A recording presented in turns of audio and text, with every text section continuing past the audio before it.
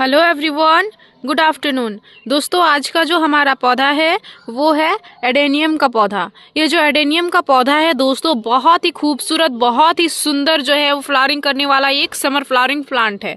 गर्मियों में इसमें बहुत सुंदर फ्लावरिंग होती है, लेकिन इसकी देखभाल हमें बहुत ही अच्छे से करनी होती है दोस्तों, तभी हम पूरे ही गर्मी इस पौधे में बहुत ही सुंदर फ्लावरिंग ले पाते हैं। साथ ही यह जो पौधा है दोस्तों, ये एक हैवी फ्लावरिंग प्लांट होने के साथ साथ एक हैवी फीडर प्लांट है। बहुत ही सेंसिटिव पौधा है और ठंडियों का जो समय था, ठंडियों का समय इसके लिए प्योर पूरा डोरमेंसी वाला समय था, सुस्त अवस्था वाला समय था। उस समय पे पौधा बिल्कुल सुस्त पड़ा हुआ था, ना तो ग्रोथ हो रही थी ना ही फ्लावरिंग हो रही थी। हमारे यहाँ पे लगभग धूप अच्छी खासी निकलना स्टार्ट हो गई है, पौधे ने भी अपना ग्रोथ दिखाना स्टार्ट कर दिया हुआ है और ढेरों सारी कलियों से हमारा पौधा भर चुका है। तो आज की इस वीडियो में मैं आप सभी के साथ शेयर करने वाली हूँ दोस्तों, एडेनियम के पौधे के लिए प्रॉपर सा न्यूट्रिशन, साथ ही इसकी देखभाल। पूरे ही गर्मियों में आपको इस पौधे की कैसे देखभाल करनी है और कौन सा काम करना है, कौन सा न्यूट्रिशन देना है, यह सभी चीजें आज की इस वीडियो में आप सभी को जानने को मिलेगी। अगर प्रॉपर आप यह पूरा वीडियो देख लेते हो तो आपको दूसरा कोई भी वीडियो देखने की आवश्यकता नहीं होगी दोस्तों। इसी वीडियो में आपको पूरी ही डिटेल जानकारी मिलने वाली है। तो नमस्ते दोस्तों, मैं हूं किरण और मैं स्वागत करती हूं आप सभी का हमारे इस YouTube चैनल किरण की बगिया में। तो चलिए दोस्तों, इस वीडियो को स्टार्ट करते हैं। सबसे पहला देखभाल इस पौधे की हमें जो करनी होती है दोस्तों, विशेष तौर पे इसकी पानी की देखभाल करनी होती है। पानी प्रॉपर मात्रा में इस पौधे में आपको देना होता है, ओवर वाटरिंग से बचना होता है। ओवर वाटरिंग से अगर आप बच लेते हो तो आप अपने इस पौधे में बहुत ही सुंदर ग्रोथ के साथ साथ मैक्सिमम फूल और कलियां ले पाते हो। इसलिए पानी का आप नियमित ड्यान रखें, इस चीज का आप जरूर ध्यान दें। साथ ही दूसरा चीज अगर मैं आप सभी को बताना चाहूँ दोस्तों, तो वो होती है इसकी मिट्टी। हमेशा आप इस पौधे को वेल ड्रेन्ड मिट्टी में लगाएं, भुरभुरी मिट्टी में लगाएं। कभी भी जो है दोस्तों, आपको इसको सख्त मिट्टी में नहीं लगाना है। आप रेत वगैरह में इस पौधे को भी लगा सकते हो, ये इजीली रेत वगैरह में भी ग्रो हो जाता है। बट चिपचिपी मिट्टी में यह पौधा आसानी से ग्रो नहीं होता है और चिपचिपी मिट्टी में ही यह जो पौधा है ये ज्यादातर खराब होता है। देख सकते हैं यहाँ पे बिल्कुल भी मैं पूरे ही भुरभुरी मिट्टी में लगाई हुई हूँ। किस तरीके से हमारी मिट्टी एकदम हल्की है, इस तरीके से हल्की मिट्टी में आपको आपके पौधे को लगाना है। इस चीज का आपको विशेष ध्यान देना है। मिट्टी जितना अच्छा खासा हल्का रहेगा, आपका पौधा उतना ही स्वस्थ रहेगा और उतना ही अच्छा खासा जो है दोस्तों ग्रो करेगा। इसलिए इस तरीके से मिट्टी आप चूज करें। इस तरीके से अगर आप मिट्टी बनाना चाहते हो तो आप जो है दोस्तों, जब भी आप मिट्टी नॉर्मल बना रहे हो एडेनियम के पौधे के लिए, तो उसमें ज्यादा से ज्यादा कोकोपीट का इस्तेमाल करो या फिर रिवर सैंड का इस्तेमाल करो। इन सभी चीजों से मिट्टी ज्यादा भुरभुरी होती है, तो इन चीजों का इस्तेमाल करके आप मिट्टी को भुरभुरी कर सकते हो। और साथ ही कंपोस्ट के जगह पे बर्मी कंपोस्ट डाल सकते हो। बर्मी कंपोस्ट में जो है दोस्तों, उससे हमारे गमले की मिट्टी में केचुए बनते हैं। केचुए मिट्टी को बहुत ही अच्छा खासा भुरभुरी बनाए रखने में मदद करते हैं। तो इस तरीके से आपको रखना है। पॉट का साइज इसके लिए जरूरी नहीं है दोस्तों, छोटे से छोटे पॉट में भी आप इस पौधे को इजिली ग्रो कर सकते हो। इसके रूट्स बिल्कुल भी जो है वो नहीं होते हैं घने, तो ये इजी से जो है दोस्तों छोटे से छोटे पॉट में भी आसानी से ग्रो हो जाते हैं। साथ ही खरपतवारों को समय समय पे हटाते रहे, ताकि पौधा आपका जो है दोस्तों, पौधे में ज्यादा मात्रा में पानी जो है वो रुक के ना रहे। पौधे में जब बहुत ज्यादा खरपतवार निकल के आती है दोस्तों, तो जैसे ही आप अपने पौधे में पानी देते हो तो वो बहुत ज्यादा जो है वो पानी को एब्जॉर्ब करके रख लेती हैं, जिस कारण से भी पौधा आपका अच्छा खासा रिजल्ट नहीं देता है। इसलिए हमेशा खरपतवारों को हटाते रहे और मिट्टी को जो है दोस्तों आप साफ रखिए, ताकि धूप जितनी भी अच्छी खासी निकल के आए वो प्रॉपर डायरेक्ट सनलाइट आपके पौधे में भी मिले और गमले की मिट्टी में भी मिले। गमले की मिट्टी में धूप हवा का संचार अच्छे से होता है, तो गमला जो है दोस्तों आपका ऑब्वियसली बहुत ही अच्छा खासा फ्रेश हो जाता है और कीड़े मकोड़ों से बच जाता है। इसलिए इस तरीके से आपको मिट्टी रखना है और धूप वाले जगह पे रखना है। इस चीज का भी आपको विशेष ध्यान देना है।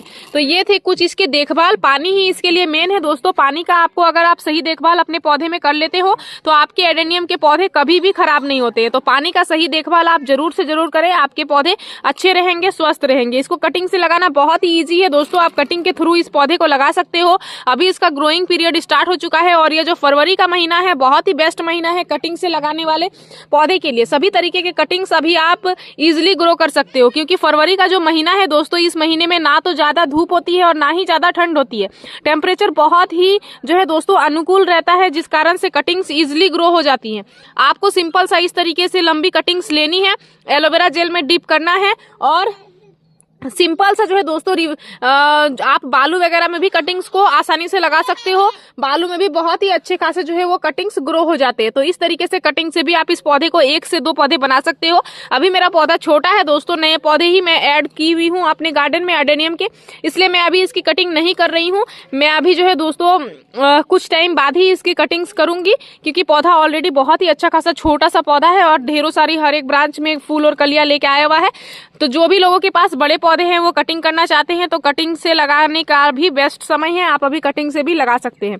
साथ ही फूल खिल के अगर खत्म हो रहे हैं और इस तरीके से जो ये पॉकेट है ये बचे हुए हैं, तो इनको आप समय समय पे हटाते रहे। इनको हटाते रहोगे तो पौधे का ग्रोथिंग हार्मोन एक्टिव होता रहेगा, पौधे में आपकी ग्रोथ होती रहेगी और पौधा आपका घना भी होगा, ढेरों सारे फूल और कलियां भी एक ही ब्रांच में बनाना शुरू करेगा। तो इन चीजों पे भी आपको विशेष तौर पे ध्यान देना है। तो ये थे कुछ एडेनियम के देखभाल। अब जो है दोस्तों मैं आप सभी को बताने वाली हूँ बहुत ही सिंपल से नेचुरल से इसके लिए खाद।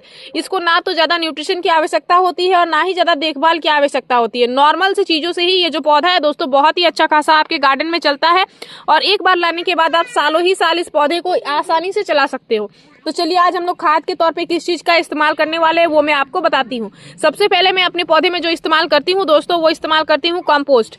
जैसे कि मैंने आप सभी को बताया कि मैं इस्तेमाल करती हूँ बर्मी कंपोस्ट का, तो आप भी बर्मी कंपोस्ट इस्तेमाल कर सकते हो। ये जरूरी नहीं है, आप कार्डन कंपोस्ट भी इस्तेमाल कर सकते हो या फिर किचन वेस्ट कंपोस्ट भी इस्तेमाल कर सकते हो। जो आपके पास अवेलेबल हो, जो आपको बेस्ट लगे, आप उसी चीज का इस्तेमाल कर सकते हैं। बस एक चीज का ध्यान देना होता है, किचन वेस्ट कंपोस्ट अगर हो या कार्डन कंपोस्ट हो तो वो अच्छे से डिकम्पोस्ट हुई हो तभी आप अपने पौधे में इस्तेमाल कर दें, क्योंकि अच्छे से डिकम्पोस्ट हुई नहीं रहती है तो वो हमारे मिट्टी में फंगस वगैरह क्रिएट कर सकती है। इसलिए हमें इस चीज का ध्यान देना होता है। इसलिए जो लोग बिगनर्स है खास करके उनको मैं बताना चाहूंगी कि आप जो है दोस्तों आपके लिए सबसे बेस्ट होगा आप इस्तेमाल करें बर्मी कंपोस्ट, जो कि इजीली ऑनलाइन मिल जाता है, बहुत ही कम रेट में मिल जाता है। मैं प्रोडक्ट आप सभी को टैग भी कर दूंगी, आप वहां से आसानी से बाय कर सकते हो और बहुत ही अच्छा खासा जो है दोस्तों अपने पौधे में उससे रिजल्ट ले सकते हो। उसमें एनपीके की मात्रा तो होती ही है, साथ ही जो है दोस्तों उसमें magnesium, zinc, iron, copper, calcium जैसे अन्य बहुत सारे सूक्ष्म पोषक तत्व पाए जाते हैं जो आपके पौधे को अनेकों तरीके से फायदे पहुंचाते हैं और हर एक वो न्यूट्रिशन पहुंचाते हैं। जल निकासी को अच्छा करते हैं, वायु संचार को अच्छा करते हैं,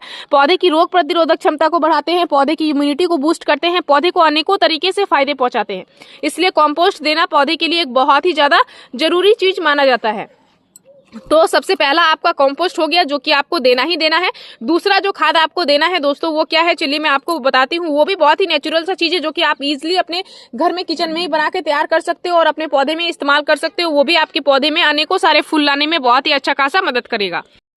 तो दूसरा जो खाद मैं अपने एडेनियम के पौधे में 15 दिन में एक बार इस्तेमाल करती हूँ दोस्तों, जिससे मेरे पौधे में इतने अच्छे खासे फायदे मुझे मिले हुए हैं, वो खाद है ये बहुत ही सिंपल सा नेचुरल सा चीज है जो कि मैं अपने किचन की चीजों से ही बना के तैयार की हूँ। जैसे कि केले जो आपके घर में आते हैं, वो केले के जो छिलके होते हैं दोस्तों, ये उसी से बना हुआ फर्टिलाइजर है, बनाना पील फर्टिलाइजर। केले के छिलके को अच्छे से सुखाने के बाद मिक्सर ग्राइंडर में ग्राइंड करके और मैं स्टोर करके रख लेती हूँ। ये एक बहुत ही अच्छा सा फर्टिलाइजर है दोस्तों। इसमें फास्फोरस और पोटेशियम की मात्रा बहुत ही अच्छी खासी मात्रा में पाई जाती है, जो कि हमारे पौधे को फल फूल लाने में बहुत ही अच्छा खासा मदद करती है। फूल वाले पौधे में भी आप इस्तेमाल कर सकते हो, फल वाले पौधे में भी इस्तेमाल कर सकते हो। दोनों ही चीजों में ये बहुत ही अच्छा खासा फायदा पहुंचाता है और 15 दिन में एक बार इसको इस्तेमाल करना होता है। 15 दिन में एक बार इस्तेमाल करने से ही आपको आपके पौधे में फायदे नजर आना स्टार्ट हो जाते हैं। सिंपल से तरीके से बन जाता है। आप इसका लिक्विड भी बना सकते हो या फिर इस तरीके से पाउडर भी बना सकते हो। अगर आपके पौधे में बिल्कुल भी ग्रोथ नहीं हो रही है, बिल्कुल भी फ्लावरिंग नहीं हो रही है, तो आप इसका लिक्विड बना के देना ज्यादा प्रेफर करो, क्योंकि लिक्विड जो होता है दोस्तों वो पौधे बहुत ही तेजी से उस न्यूट्रिशन को एब्जॉर्ब करते हैं। क्योंकि लिक्विड खाद आपका पौधा आप जब अपने पौधे में देते हो तो डायरेक्ट वो रूट्स में जाता है और वो जो है दोस्तों पौधे को जल्दी से जल्दी रिजल्ट पहुंचाता है।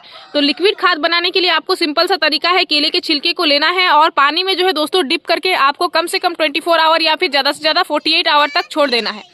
और उसके बाद आपको क्या करना है, उस पानी को जो आप केले के छिलके को डाल के छोड़े हुए हो, उस पानी को आपको सिंपल सा निकाल के और रख लेना है और उसमें आपको प्रॉपर जितना आपने फ्रेश पानी में जो है वो लिक्विड बनाया हुआ था उतना ही आप फ्रेश पानी का डाइल्यूट करें। उसके बाद जो है दोस्तों पौधे में आप दे दे। नॉर्म सिंपल सा तरीका है और लेकिन पौधे में बहुत ही अच्छा खासा फायदा जो है दोस्तों वो लेके आता है। तो इस तरीके से लिक्विड बना के आप अपने पौधे को दे सकते हो। और अगर आपके पौधे में इस तरीके से फूलों की ब्लूमिंग हो रही है तो सिंपल सा तरीका है, 15 दिन में इस तरीके से आधा चम्मच केले के छिलके को लेना है। क्योंकि ये जो है दोस्तों 7 इंच के पॉट में लगा हुआ है, तो इस तरीके से आधा चम्मच केले के छिलके को इस तरीके से डालना है और मिट्टी में मिक्स कर देना है। कंपोस्ट देना है, उसके बाद ही जो है दोस्तों इस खाद को आपको देना है। कंपोस्ट एक बहुत ही ज्यादा जरूरी खाद है। बिना कंपोस्ट के आपके पौधे में आपको किसी भी तरीके के अच्छे फायदे नहीं मिलने वाले हैं।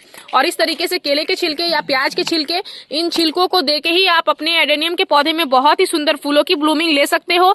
जैसे कि मेरे पौधे में इस तरीके से फूल आ रहे हैं, या सिर्फ और सिर्फ नेचुरल खादों से ही आ रहे हैं। और जो लोग मार्केट से फर्टिलाइजर लेके इस्तेमाल करना चाहते हैं, उनके लिए अल्टरनेट में बता देती हूँ कि आप सीवीड फर्टिलाइजर का इस्तेमाल कर सकते हैं, जो कि बिल्कुल ऑर्गेनिक और जैविक फर्टिलाइजर है। वो भी केमिकल फर्टिलाइजर नहीं है, लेकिन आपके पौधे को वो भी बहुत ही अच्छा खासा फायदा पहुंचाता है। और सीवीड फर्टिलाइजर भी मैं आप सभी को टैग कर दूंगी, आपको ऑनलाइन मिल जाएगा, बहुत ही सस्ते रेट का मिलता है। अगर आप एक बार ले लेते हो तो आप बहुत टाइम तक उसका इस्तेमाल अपने गार्डन के सभी पौधे में कर सकते हो, और जिससे आपके पौधे में आपको ढेरों सारे फूल भी मिलेंगे, फल भी मिलेंगे। फल वाले पौधे लगाए हैं तो उसमें भी इस्तेमाल कर सकते हैं। तो इन फर्टिलाइजर का इस्तेमाल करके आप अपने पौधे में अच्छे खासे फायदे ले सकते हो दोस्तों। जैसे कि मेरे पौधे में फ्लावरिंग हो रही है, उसी तरीके से आपके पौधे में भी फ्लावरिंग होना स्टार्ट हो जाएगी। तो 15 दिन में एक बार इस खाद का इस्तेमाल आप अपने पौधे में अवश्य करें। और अगर आप सीवीड फर्टिलाइजर का इस्तेमाल कर रहे हैं तो आप जो है दोस्तों फिर आपको उसको भी 15 दिन में एक बार आप कर सकते हो, बस कम क्वांटिटी में करना है। इस चीज का आपको विशेष ध्यान देना है। सीवीड फर्टिलाइजर का इस्तेमाल कैसे करना है उसका वीडियो ऑलरेडी मैं आप सभी के साथ डिटेल में शेयर कर दूंगी। आप उस वीडियो को चेकआउट करके ही अपने पौधे में इस्तेमाल कीजिएगा। हो सके तो डिस्क्रिप्शन बॉक्स में मैं जब वीडियो पब्लिश करूंगी तो मैं आप सभी को डिस्क्रिप्शन बॉक्स में इसका लिंक भी दे दूंगी, आप वहां से भी चेकआउट कर सकते हो। तो इसी तरीके से एडेनियम की देखभाल करें, एडेनियम को सुस्त अवस्था से बाहर निकालें और ढेरों सारे फूल गर्मियों के लिए एडेनियम को तैयार करें। इस वीडियो में दी गई जानकारी अगर आप सभी को अच्छी लगी दोस्तों तो इस वीडियो को लाइक शेयर कमेंट जरूर कीजिएगा। अगर आप इस वीडियो के माध्यम से हमारे चैनल पर नए आए हैं तो चैनल को सब्सक्राइब कर लीजिएगा, बेल आइकन जरूर प्रेस कीजिएगा, ताकि हमारी जो भी नई वीडियोज आएंगे उनके नोटिफिकेशन आप सभी को मिल जाएंगे। इस वीडियो को आपने पूरा देखा उसके लिए मैं आप सभी को तहे दिल से धन्यवाद देती हूँ दोस्तों। मिलते हैं एक अनदर वीडियो पे। नमस्कार।